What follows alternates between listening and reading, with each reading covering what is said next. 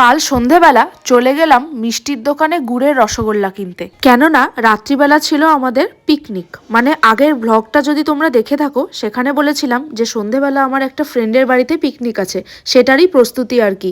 এরপর আমরা চলে গেলাম ওদের বাড়িতে, গিয়ে দেখি সমস্ত কিছু প্রস্তুতি চলছে। এটা ছিল একটা ঘরোয়াভাবে পিকনিক, ওই 7 জনের মতন ছিলাম আমরা। ছাদের এক কোনায় সুন্দরভাবে সব অ্যারেঞ্জমেন্ট করে আমরা পিকনিকের ব্যবস্থা করেছিলাম।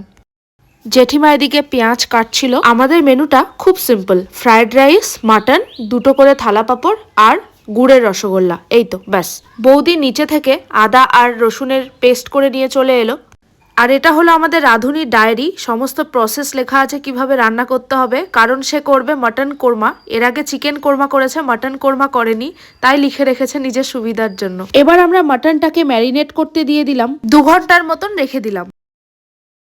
এদিকে শুরু হলো বাঁধাকপির পকোড়া তৈরির প্রস্তুতি। মানে আমাদের টিফিন ছিল মুড়ি মাখা আর তার সাথে পকোড়া।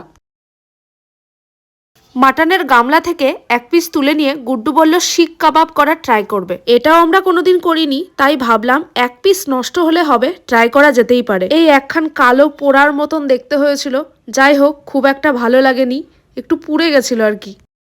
এরপর এদিকে জেঠিমা পকোড়া ভাজা শুরু করলো আর দাদাও মুড়ি মাখা শুরু করে দিল, কারণ টিফিনটা তাড়াতাড়ি করতে হবে, না হলে রাত্রিবেলা আবার খিদে পাবে না। আবার ওদিকে বাড়ি ফেরারও একটা ব্যাপার আছে। তারপর গরম গরম পকোড়া কয়েকটা সার্ভ করতেই আমরা খপ খপ করে তুলে নিয়ে খেতে শুরু করে দিলাম। একদম পেঁয়াজির মতন খেতে হয়েছিল, মনেই হচ্ছিল না যে এটা বাঁধাকপির পকোড়া। আর এই যে গরম গরম ধোয়া বেরোচ্ছিল। এরপর আমরা সবাই একসাথে বসে মুড়ি খেতে শুরু করলাম, গল্প করতে করতে আর সাথে গান শুনতে শুনতে। পকোড়াটাকে এভাবে ভেঙে নিয়ে মুড়ির সাথে মিশিয়ে খেতে যা লাগছিল না, অসাম। টিফিন করা শেষ, এবার বৌদি যেটা করলো, ফ্রাইড রাইসের জন্য চালটা সেদ্ধ করে রেখে দিল। এরপর আমরা রান্না শুরু করে দিলাম মটন কোরমা।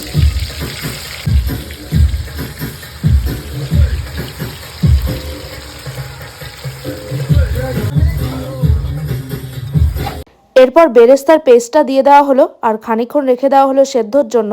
এই তো তারপর শেষে ঘি দিয়ে মাংসটা নামিয়ে নেওয়া হলো। আমরা সবাই এক পিস করে টেস্ট করলাম, মাটন কোরমাটা হেভি হয়েছে।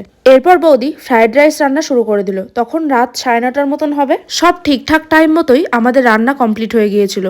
পাপড়, গোল পাপড়, যেটা এখন তেলে যাবে আর বড় হয়ে যাবে। তেলটা ঠান্ডা, জানলাম তেলটাই গরম হয়নি।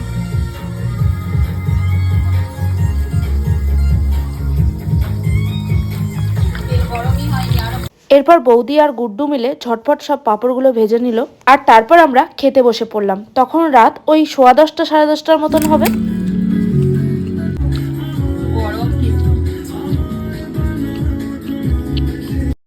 এরপর টপ করে একটা গুড়ের রসগোল্লা খেয়ে খাওয়া দাওয়ার পর্ব শেষ করলাম আর বাড়ির উদ্দেশ্যে রওনা দিলাম। আজকের ভ্লগটা তাহলে এতটুকুই গাইস, দেখা হচ্ছে নেক্সট ভ্লগে, টাটা।